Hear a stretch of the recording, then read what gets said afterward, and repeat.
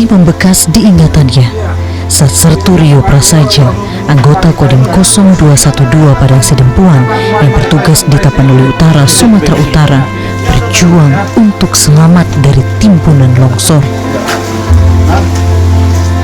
Di sisa harapannya, Rio terus berupaya meminta pertolongan. Suara lirih dan cahaya senter menjadi petunjuk warga menemukan Rio yang sudah terendam lumpur. 2,5 jam bertahan, Sertu Rio pun berhasil diselamatkan. Lagi saya lihat udah bunyi reruntuhan, saya langsung pegang anak. Jadi pas megang anak ini udah pegang anak, saya udah timpa dengan anak. Jadi anaknya terlempar kemana nggak tahu saya. Sampai saya ditimbun udah tangan ini lah yang ngapit untuk napas. Karena nampak saya senter dari masyarakat pertama, tolong gitu saya kan. Datanglah masyarakat. Oh siapa Pak? Ini saya. Mana Pak? Untung ada senter mendiang adik saya yang dekat sama saya. Mana Pak? Nah, senter ini. Oh ada orang. Jadi terus saya karena ada di depan saya kali terus. Namun, ia tak pernah menyangka bencana banjir bandang dan longsor itu merenggut nyawa istri, anak, dan 4 anggota keluarga lainnya. Rio tak menyangka jika perjalanan untuk mencari makan di desa Sibalanga, Tapanuli Utara adalah kebersamaan terakhirnya dengan keluarga tercinta. 6 jenazah anggota keluarga Sertu Rio berhasil ditemukan di titik longsor desa Sibalanga, Kecamatan Adian Koting, Tapanuli Utara. Ke-6 jenazah ditemukan 10 meter dari lokasi Sertu Rio diselamatkan. Desa Sibalanga yang sebelumnya sempat terisolasi kini sudah dapat diakses. Tim SAR terus berupaya mencari korban yang tertimbun longsor. Setidaknya sudah ada 36 korban meninggal dunia yang berhasil ditemukan dan dievakuasi. Tim Liputan Metro TV.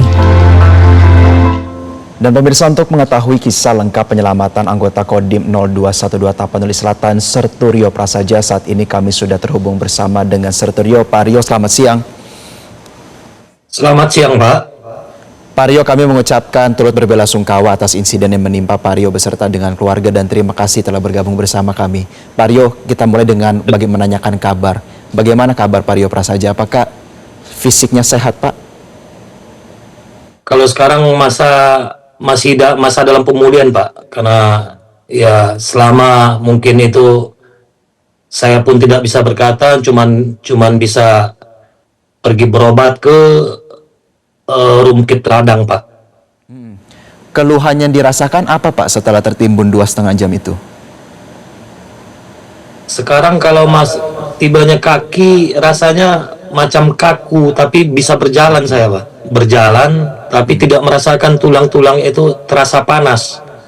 Begitu juga dengan punggung sebelah kiri, yang saya sebelah kanan yang tertimpa dengan kayu dengan batu pecahan dinding itu Pak. Kalau untuk pernapasan sekarang, ya Pak. Artinya sekarang sedang berobat jalan dan minum obat saja begitu Pak, himbauan dari dokter? Berobat jalan Pak, berobat jalan dari Rumkit Pak. Oke, baik Pak Rio, kita ingin menapak tilas peristiwa saat Anda tertimbun selama 2,5 jam. Boleh diceritakan Pak, apa yang sedang Anda lakukan dan bagaimana peristiwanya begitu cepat sehingga Anda sampai tertimbun? Pada waktu pertama kali itu kami sudah melewati desa Sibalanga sekitar 500 meter, jadi pada waktu itu dari jam 9 pagi sampai jam 4 sore.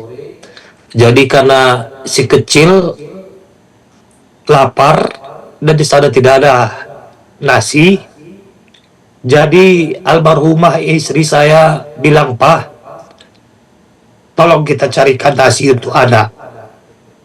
Jadi mengingat gitu, kita kembali ke belakang, ke desa belakang. Jadi mencari sebuah desa, yaitulah desa Sibalanga.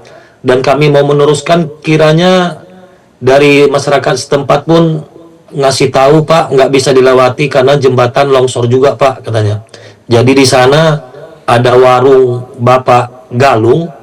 Di sanalah kami mencari nasi, dan dapatlah nasi sekitar sedikit lah untuk sekecil ini, Pak. Jadi setelah itu malam-malam nggak bisa juga. Akhirnya ada masyarakat yang memberikan bantuan untuk menginap di rumah. Setelah kita koordinasi dengan kami sekeluarga, ya sudah istirahat aja lah di sini. Apalagi kita capek di mobil satu harian. Jadi setelah istirahat, yang pertama, longsoran pertama itu yang masih di mobil saya, untuk keluarga rombongan masih di dalam rumah Boru Pengabean. Jadi waktu pertama masih sempat saya membantu yang longsoran pertama di seberang jalan dengan menerangi lampu mobil. Itulah kami membantu. Setelah itu mungkin saya ngasih tahu ke Dan Ramil Adian Koting dengan Kapolsek, Bapak, kalau bisa Bapak, ini saya memohon petunjuk, besok saja kita lanjutkan karena kita tidak tahu susulan berikutnya, Pak, karena cuaca masih hujan ya. Dan Ramil dan Kapolsek memberitahukan kepada kami semua untuk memberhentikannya. Jadi setelah berhenti, saya ganti baju, dan terakhirnya saya mengingat anak dengan istri sudah tidur dan melihat tidak pakai selimut. Saya selimuti anak saya, dan istri pun ngomong, "Pak, tidur aja lagi, Pak." "Udah, tidur aja Bunda duluan," kata saya. Setelah itu tidak tahunya longsor ini begitu cepat, dan saya mengejar anak yang di samping istri saya. Setelah dapat, tidak tahunya longsor ini sudah menyapu dari kaki, menyeret saya ke bawah.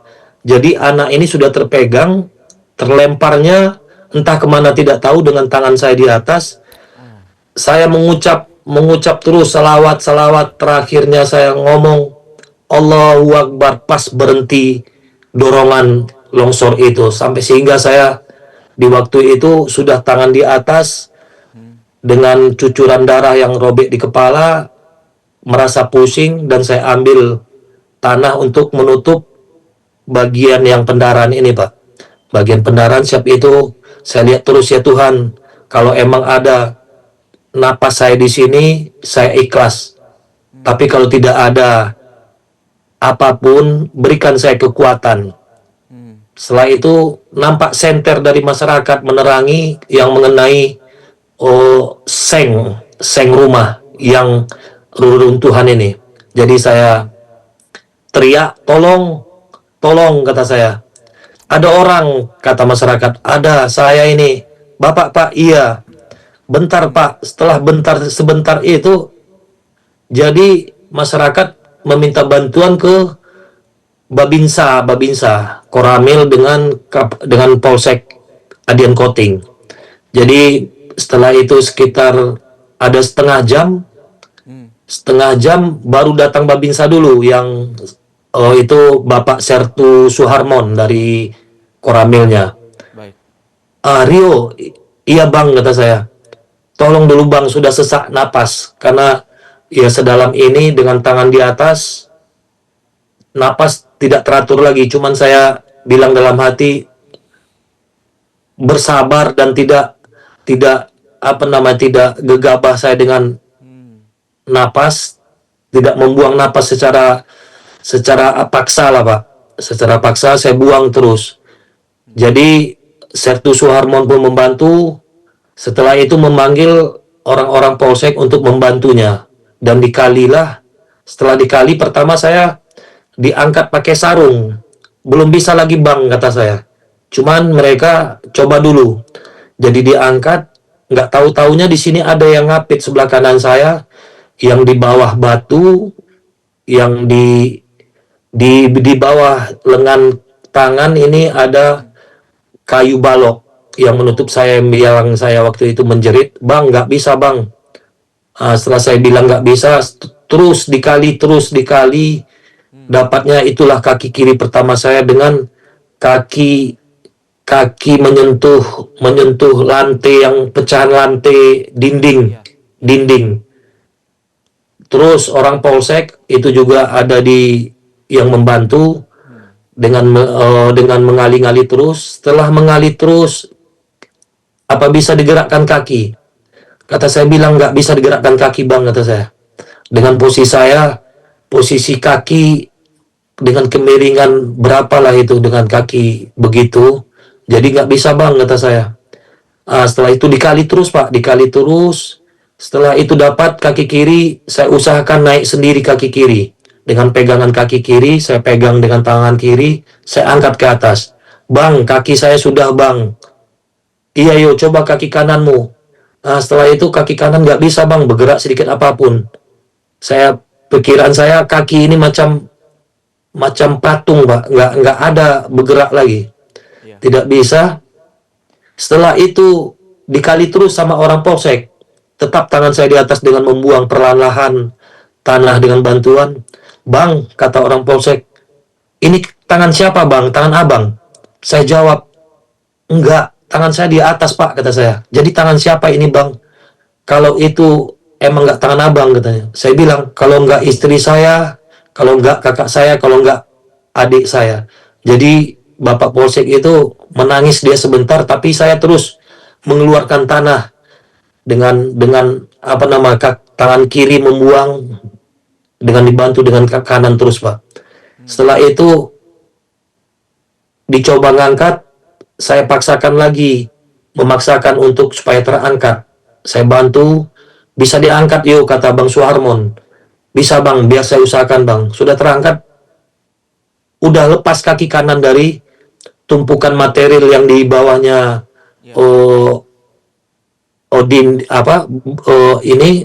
Lantai itu. Saya dibantu lagi menarik ke atas pakai kain sarung. Setelah naik saya ke atas, dibawa ke rumah yang di belakang dan dimandiin. Setelah dimandiin, saya dibawa ke gereja HKBP Desa Sibalanga. Di sanalah saya tidak tahu lagi kejadian apa-apa, cuman dari masyarakat, beruntung Bapak Pak. Kenapa, kata saya, sekian lamanya kami membantu Bapak, ini ada susulan yang terakhir Pak. Saya lihat keluar gereja, saya lihat rumah yang saya tempati dengan rumah yang saya dimandikan oleh warga, sudah rata semua Pak. Begitulah cerita dari saya sampai saya mencari anak istri serta kerabatnya Pak.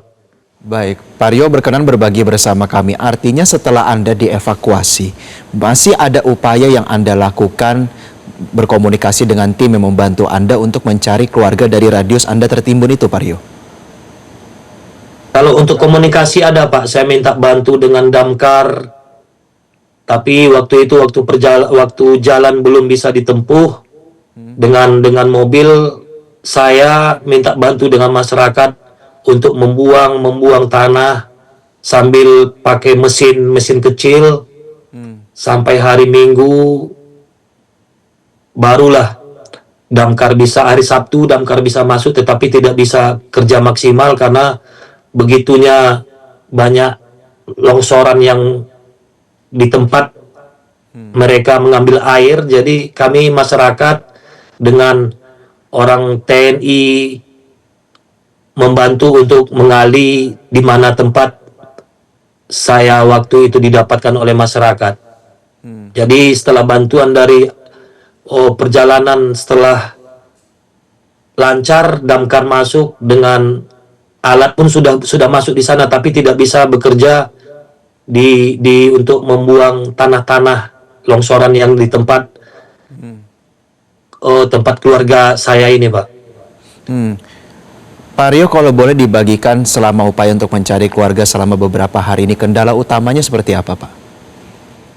Kendala utama mungkin bantuan dari Pemda setempat, karena jalan tidak bisa dilalui, mungkin itu kendalanya Pak. Cuman masyarakat yang membantu saya untuk membuang tanah longsoran, sambil cerita-cerita dibuang dengan orang bapak-bapak TNI yang dari Zipur, dari POM, Ya. dari batalion. Mereka pun membantu juga dengan alat seadanya, Pak. Ya. Oke, Pak Rio, terakhir supaya kita juga bisa mengadvokasi kepentingan dan kebutuhan Pak Rio dalam kaitannya kepada bencana ini. Seingat Pak Rio, bagaimana kondisi fisik atau ciri-ciri fisik, mungkin pakaian yang digunakan oleh istri, anak maupun keluarga, mungkin yang bisa menjadi petunjuk bagi tim gabungan untuk nantinya mencari korban supaya dengan mudah mengidentifikasi bahwa ini keluarga Pak Rio? Yang pertama waktu mendapatkan di hari Minggunya yaitu baju istri, Pak. Baju istri pakai baju daster kotak-kotak. Setelah nampak itu, saya bilang baju ek. Dan Pomdam ngomong, itu baju siapa, Pak Rio, katanya. Baju istri saya, Pak.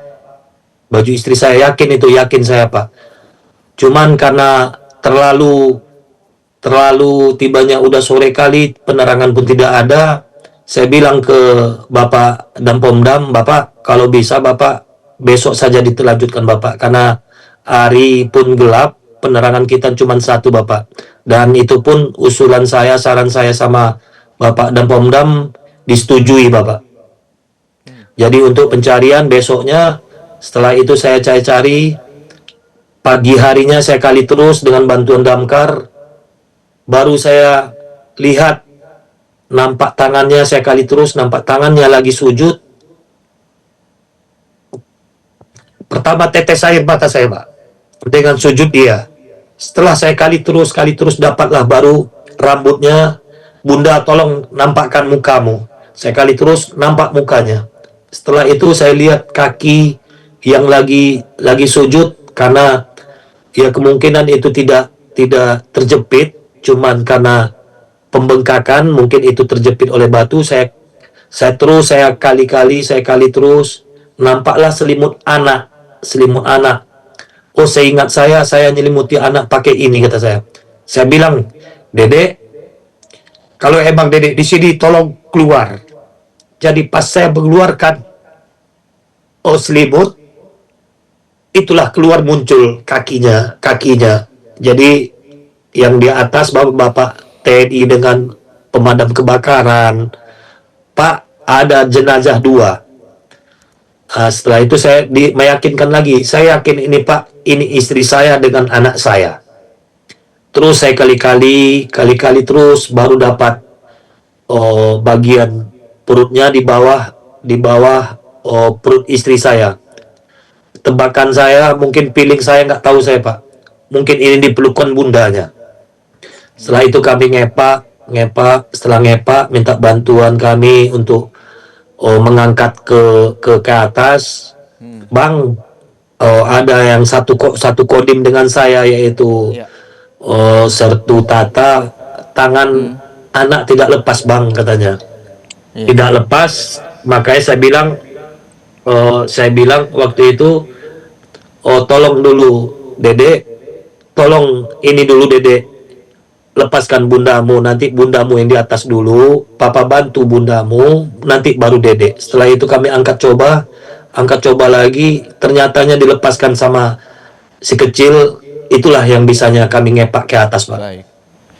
Baik, Pak Rio, terakhir harapan yang disampaikan kepada pemerintah pusat maupun pemerintah daerah berkaitan dengan penanganan bencana ini seperti apa, Pak Rio? Kalau untuk pribadi saya terima kasih kepada Pemda setempat. Ya, kemungkinan karena jalur dari Tarutung ke Desa Sibalanga itu ada sekitar 50 menit, dengan banyaknya longsor atau jalan yang terputus. Mungkin saya meminta kepada Pemda setempat untuk tidak lambat menangani, atau kalau bisa ini ya Pak ya, kalau bisa semuanya hentikanlah. Karena apa? Kita lihat hutan-hutan kita pada gundul semua. Cuman ditanam dengan akar-akar yang tidak kuat. Seperti kita dulunya akarnya di sungai, di jalan, itu akarnya ya begitu kuat. Kalau sekarang cuman akarnya tidak begitu kuat. Kalau bisa reboisasi, tolong aktifkan lagi Bapak Pemda Tarutung, Bapak Bupati, Bapak Gubernur, saya meminta. Baik. Pak Serturio Prasaja, terima kasih telah berkenan berbagi cerita dengan kami. Tidak lain adalah cerita ini untuk Ya, mendorong Bapak. pemerintah tentunya untuk mengevaluasi diri dan juga kebijakan. Terima kasih, doa kami menyertai Pak Rio beserta juga dengan keluarga dengan ketabahan. Terima kasih Pak Rio.